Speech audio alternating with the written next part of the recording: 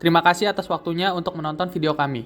Video ini dibuat atas pembunuhan tugas akhir dari kami kelompok 1 untuk mata kuliah akuntansi menengah kedua dari seksi D Unikat Majaya Jakarta. Kami harap materi yang kami sampaikan kepada viewers semua dapat menjadi pelajaran dan pengetahuan untuk kita semua. Terima kasih atas perhatiannya dan selamat menonton. Halo semuanya, kami dari kelompok 1. Kali ini kami akan mempresentasikan mengenai chapter 22 yaitu Accounting Changes dan Error Analysis. Di sini ada saya, Willy, lalu teman-teman saya Natalia, Ivan, Farel, dan Abil. Next. Berikut adalah topik yang akan kami bahas. Next. Kita akan mulai dari Accounting Changes. Next. Accounting changes merupakan modifikasi atau perubahan dalam akuntansi yang bisa saja dalam hal perubahan prinsip entitas pelaporan, perkiraan, dan lain-lain. Next.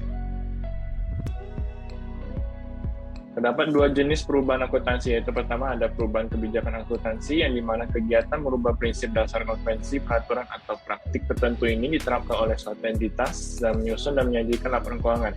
Contohnya, perusahaan merubah metode akuntansi untuk keuntungan dan kerugian aktuarial dari memakai pendekatan koridor menjadi pengakuan secara langsung. Kedua, ada estimasi akuntansi, di mana menjadi akibat dari informasi baru atau sebagai akibat dari ketidakpastian aktivitas usaha. Contohnya, suatu perusahaan merevisi estimasi masa manfaat dari properti yang baru bisa diusulkan karena modifikasi dalam proses produktifnya. Next. Lalu ada 3 pendekatan dalam melaporkan kebijakan akuntansi. Yang pertama yaitu melaporkan perubahan saat ini, yang dimana perusahaan melaporkan efek kumulatif dari perubahan pada pelaporan laba rugi tahun yang berjalan. Kedua, melaporkan perubahan secara retrospektif, di mana penerapan retrospektif ini mengacu pada penerapan kebijakan akuntansi yang berbeda-beda, di mana perusahaan kembali dan menyesuaikan pernyataan tahun-tahun sebelumnya, karena akan konsisten terhadap kebijakan yang baru diadopsi. 3, yaitu melaporkan perubahan secara prospektif di masa yang akan datang, di mana dalam pendekatan ini hasilnya akan dilaporkan, tetapi sebelum akan terdapat akibat, di mana perusahaan tidak menyesuaikan saldo awal untuk mencerminkan perubahan kebijakan. Next. Baik, selanjutnya saya akan membahas mengenai pendekatan perubahan akuntansi secara retrospektif. Yang pertama adalah perusahaan harus mengoreksi laporan keuangan untuk setiap periode sebelumnya yang disajikan. Dengan demikian, informasi laporan keuangan tentang periode sebelumnya adalah atas dasar yang sama sebagai kebijakan akuntansi yang baru. Lalu yang kedua adalah perusahaan harus menyesuaikan nilai tercatat aset dan liabilitas pada awal tahun pertama disajikan. Dengan demikian, perubahan dapat menyesuaikan saldo awal laba awal tahun pertama disajikan. Next. Selanjutnya mengenai pelaporan perubahan kebijakan yang dimana hal ini sangat penting untuk perusahaan, khususnya bagian keuangan yang menginginkan informasi dari satu periode ke periode selanjutnya. Hal ini bertujuan untuk memastikan kegunaan laporan keuangan di mana persyaratan pengungkapan sebagai berikut. Yang pertama, sifat perubahan kebijakan akuntansi. Yang kedua, alasan mengapa penerapan kebijakan akuntansi baru memberikan informasi yang tepat dan lebih relevan secara presentasional. Yang ketiga, untuk periode berjalan dan setiap periode lalu yang disajikan. Yang keempat, jumlah penyesuaian yang berkaitan dengan periode sebelumnya berikut disajikan sejauh dapat dipraktikkan. Next. Kemudian terdapat pengaruh perubahan langsung dan tidak langsung. Yang pertama, efek langsung. Contoh dari efek ini adalah penyesuaian saldo persediaan sebagai akibat dari perubahan metode penilaian, persediaan, dan efek pajak penghasilan tangguhan dari penyesuaian penurunan nilai. Next. Yang kedua, ada efek tidak langsung. Efek ini adalah setiap perubahan arus kas saat ini atau masa depan perusahaan yang dihasilkan dari perubahan kebijakan akuntansi yang diterapkan secara retrospektif. Next. Pembahasan selanjutnya adalah impracticability atau ketidakpraktisan. Perusahaan tidak boleh menggunakan penerapan retrospektif jika terdapat salah satu kondisi sebagai berikut. Yang pertama, perusahaan tidak dapat menentukan dampak penerapan retrospektif. Yang kedua, penerapan retrospektif memerlukan asumsi tentang maksud manajemen pada periode sebelumnya. Yang ketiga, penerapan retrospektif memerlukan estimasi yang signifikan untuk periode sebelumnya. Next. Selanjutnya adalah changes in accounting system. Next. Dalam changes in accounting system ini ada perubahan estimasi Untuk menyusun laporan keuangan, perusahaan harus memperkirakan pengaruh kondisi dan peristiwa di masa depan. Misalnya, item berikut memerlukan perkiraan: pertama, utang buruk; kedua, persediaan usang atau barang lama; ketiga, masa manfaat dan nilai sisa aset; yang keempat, periode yang diuntungkan oleh biaya yang ditangguhkan; kelima, kewajiban atas biaya garansi dan pajak penghasilan; keenam, cadangan mineral yang dapat dipulihkan; ketujuh, perubahan estimasi penyusutan; dan kedelapan, nilai wajar aset keuangan dan liabilitas keuangan. Next.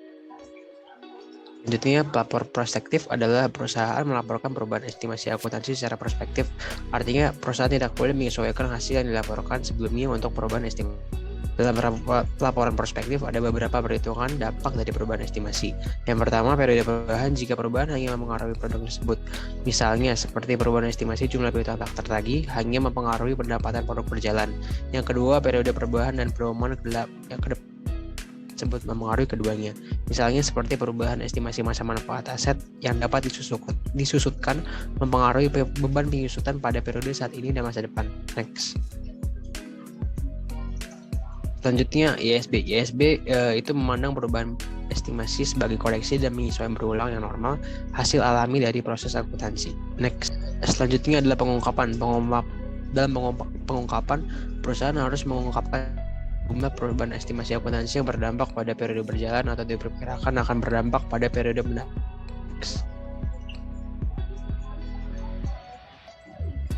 Lalu ada accounting errors atau kesalahan dalam akuntansi. Next. Di sini ada beberapa jenis kesalahan dalam akuntansi. Yang pertama, ada perubahan dari prinsip akuntansi yang tidak berlaku umum menjadi kebijakan akuntansi yang dapat diterima. Kedua, ada kesalahan dalam perhitungan. Ketiga, ada perubahan estimasi yang terjadi karena perusahaan tidak menyusun estimasi dengan baik. Lalu keempat, ada penyalahgunaan fakta. Dan yang terakhir, ada mengklasifikasikan biaya yang salah sebagai beban alih aset. Next. Lalu ada accounting category and type of restatement. Yang pertama ada expense reconnection, di sini ada pencatatan beban yang salah. Revenue recognition, yaitu pendapatan yang tidak diakui dengan benar. Ada misclassification atau kesalahan klasifikasi akun lancar. Lalu ada equity others atau kesalahan dalam pencatatan instrumen ekuitas.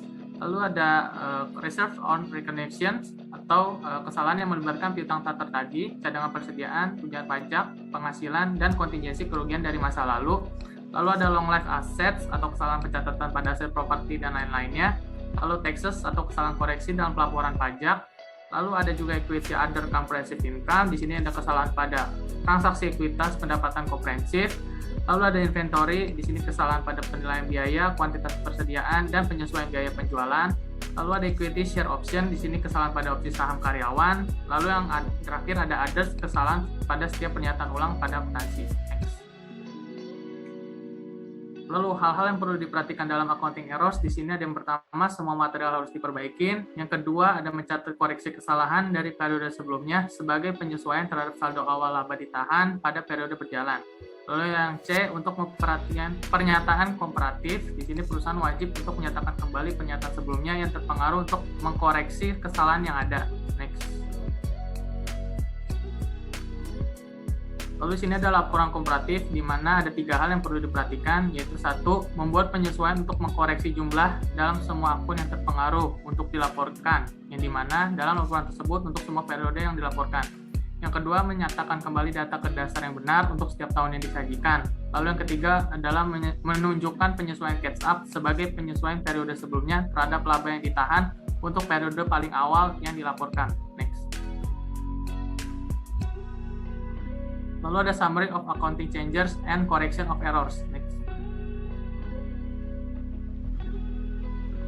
Yang pertama ada changes in accounting policies, yang dimana di sini ada 3 hal. Yang pertama, mengubah laporan keuangan dari semua periode sebelumnya yang disajikan. Lalu kedua, mengungkapkan pada tahun berjalan semua perubahan pengaruhnya terhadap laba bersih dan laba per saham untuk periode sebelumnya yang disajikan. Lalu yang ketiga ada melaporkan penyesuaian saldo laba di tahap awal dalam laporan laba ditahan pada tahun penyajian paling awal. Lalu yang B ada changes in accounting statement. Di sini ada 3 hal. Yang pertama, pelaporan pada laporan keuangan saat ini dan masa depan atas dasar yang baru. Lalu kedua, menyajikan laporan keuangan periode sebelumnya seperti yang dilaporkan sebelumnya. Lalu yang ketiga, tidak membuat penyesuaian pada saldo awal periode berjalan untuk efek pada periode sebelumnya. Next. Lalu yang ketiga ada changes due to error. Yang di sini ada dua hal. Yang pertama, mengkoreksi semua laporan periode lalu yang disajikan. Lalu yang kedua, menyatakan kembali saldo awal laba ditahan untuk periode pertama yang disajikan ketika efek kesalahan terjadi pada periode sebelumnya dan juga periode pertama disajikan. Next. Selanjutnya ada errors analysis. Next. Yang pertama ada kesalahan laporan posisi keuangan. Jadi laporan posisi keuangan hanya mempengaruhi penyajian akun aset, kewajiban, dan ekuitas. Lalu ketika perusahaan menemukan kesalahan, perusahaan akan melakukan klasifikasi ulang akun ke posisi yang tepat. Lalu ada kesalahan laporan laba rugi. Jadi laporan laba rugi ini melibatkan akun beban dan pendapatan. Kesalahan klasifikasi di laporan laba rugi itu tidak mempengaruhi laporan posisi keuangan dan laba bersih. Next. Lalu ada kesalahan laporan posisi keuangan dan laba rugi. Ada dua. Yang pertama adalah kesalahan penyeimbang, yaitu kesalahan yang akan diimbangi atau dikoreksi selama lebih dari satu periode, dan kesalahan non penyeimbang, yaitu kesalahan yang tidak akan diimbangi atau dikoreksi pada periode akuntansi berikutnya. Next. Lalu kita masuk ke contoh soal perhitungan. Next.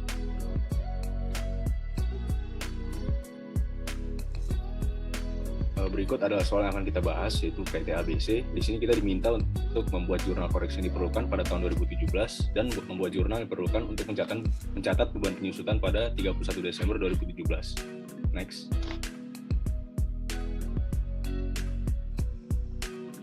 Nah, di sini pertama kita hitung nilai peralatannya sebesar 27 juta, ditambah ongkos angkutnya 1 juta, tambah biaya instalasi 2 juta. Jadi kita punya nilai peralatan sebesar 30 juta. Lalu dikurangi nilai residunya sebesar 2 juta, jadi kita memiliki nilai penyusutan sebesar 28 juta. Lalu kita hitung jumlah umur ekonomisnya, itu 4 tambah 3 ditambah 2 tambah 1, karena umur ekonomisnya 4 tahun, dijumlahkan jadi 10. Jadi cara menghitung seperti ini sudah pernah kita temui di mata kuliah pengantar akuntansi 2. Next. Lalu dapat kita ketahui di soal bahwa perusahaan lalai dengan tidak mengurangi nilai residu, sehingga perusahaan salah mencatat nilai peralatan sebesar 30 juta. Di sini kita bisa lihat perbandingan antara penyusutan yang salah dan penyusutan yang benar. Di tahap pertama, saat perusahaan salah mencatat nilai peralatan, di sini kesalahan perusahaan terjadi karena melakukan perhitungan menggunakan nilai peralatan yang belum dikurang dengan nilai residu, yaitu 30 juta. Lalu kita hitung penyusutan yang benar. Di tahun 2015, 4/10 dikali 3/12, jadi 4 itu jumlah umur ekonomisnya dibagi angka di jumlah umur ekonomisnya dikali 3, itu periode dari Oktober sampai Desember, per 12, yaitu periode 1 tahun, dikali 28 juta, sebesar 2,8 juta. 2016 4/10 sama dikali 9/12, kita hitung dari Januari sampai September, dikali 28 juta, sebesar 8,4 juta. Dan untuk yang kedua, memasuki umur ekonomis yang ketiga, itu 3/10 dikali 3/12 dikali 28 juta, sebesar 2,1 juta. Jadi total penyusutan pada tahun 2016 sebesar 10,5 juta. Lalu karena di soal diminta jurnal koreksi pada tahun 2017, maka kita hitung juga penyusutannya. Pada tahun 2017 dapat dihitung sama, yaitu 3/10 dikali 9/12 dikali 28 juta, ketemu sebesar 6,3 juta. Lalu masuk ke umur ekonomis yang kedua, 2/10 dikali 3/12 dikali 28 juta, ketemu 1,4 juta. Jadi total penyusutan di 2017 adalah 7,7 juta. Next. Lalu setelah semuanya kita hitung, kita langsung bisa melihat jurnalnya. Pertama-tama kita buat dulu jurnal pada saat perusahaan salah mencatat nominal. Di tahun 2015, akunnya depreciation expense pada accumulated depreciation sebesar 3 juta. Di 2016, depreciation expense pada accumulated depreciation sebesar 11.250.000. Dan jurnal penuntutnya return earnings pada depreciation expense sebesar 14.250.000. Next.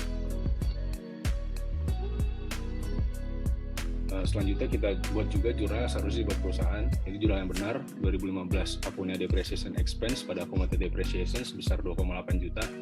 2016 depreciation expense pada accumulated depreciation sebesar 10.500.000. Lalu jurnal penutupnya return earnings pada depreciation expense sebesar 13.300.000. Next. Lalu setelah jurnal selesai, kita bisa buat koreksi di tahun 2017. Cara menghitungnya adalah kita ambil nilai nominal dari kedua jurnal penutup, lalu kita hitung selisihnya, yaitu ketemu sebesar 950.000. Efek dari selisih ini adalah akun return earnings dan accumulated depreciation jadi lebih besar. Di sini kita juga harus mengurangi nilai dari return earnings dan accumulated depreciation, sehingga kita buat jurnal koreksi pada tahun 2017, yaitu accumulated depreciation pada return earnings. Supaya mengurangi nilai dari kedua akun tersebut, nominal diambil dari selisih yang tadi kita hitung sebesar 950.000.